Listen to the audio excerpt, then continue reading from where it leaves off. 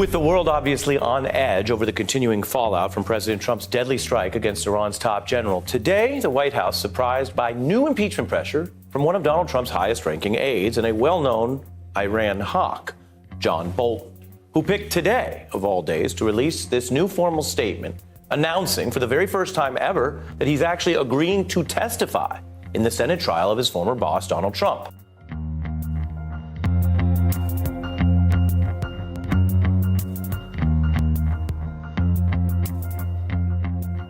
Former National Security Advisor John Bolton, a longtime hawk on Iran, now says he will, in fact, testify in Trump's Senate impeachment trial if he is subpoenaed to do so. This is the guy who spent weeks claiming he was caught in this constitutional conflicting order between the White House and the Congress, and now he says, well, he won't be caught. He's ready to give testimony if the Senate asks him, if they subpoena him. And he'll do it regardless of what the White House says. Now, this is a major breakthrough in the potential public evidence for Donald Trump's trial. Bolton would be the highest-ranking official to testify in Ukraine. His testimony could be damaging, and that's not just according to, say, Donald Trump's critics. Former Trump White House officials say this would be, yes, damning to Mr. Trump and put additional pressure on moderate Republicans to consider convicting the president. Phil Rucker, did anyone at the White House see today's announcement from Bolton coming?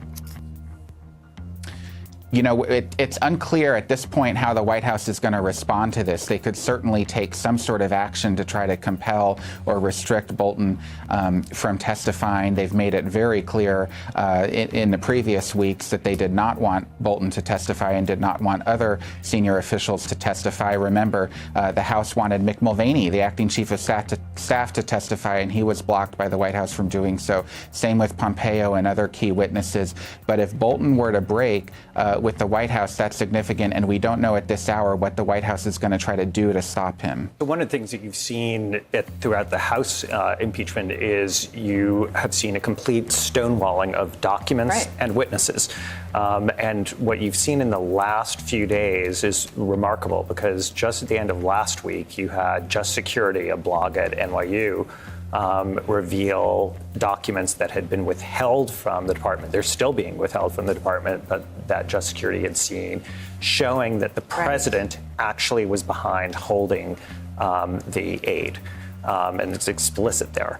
So that's blow number one. And blow number two is today with Bolton saying, I'm willing to testify. Now, even if McConnell's going to sort of stick to his guns and say we're not doing it, this puts so much pressure on the Senate and the few senators who are thinking, you know what, I care about not just the appearance, but actual fairness. I mean, if the first principle is you want to get at the truth, then documents and witnesses are what you use to get at the truth. And in fairness, when I heard that, I was disturbed. To me, it means that we have to take that step back from being hand in glove with the defense. I am open to witnesses.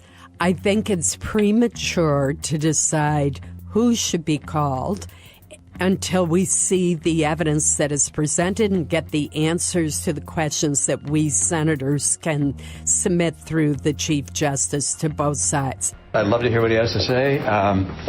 He has first-hand information, and assuming that articles of impeachment do reach the Senate, why, I'd like to hear what he knows.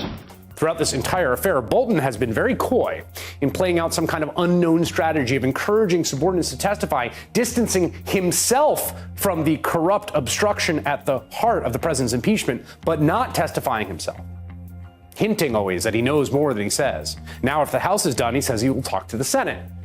Now, maybe because he doesn't think they will subpoena him. But now the possibility of his testimony is once again front and center. The obvious case to hear what he and others have to say has only gotten stronger. I hope we're all going to be judged at the end of this about whether or not we acted in the best interest of the country. And I do think it's time for the articles to come over for the Senate and to go through the process.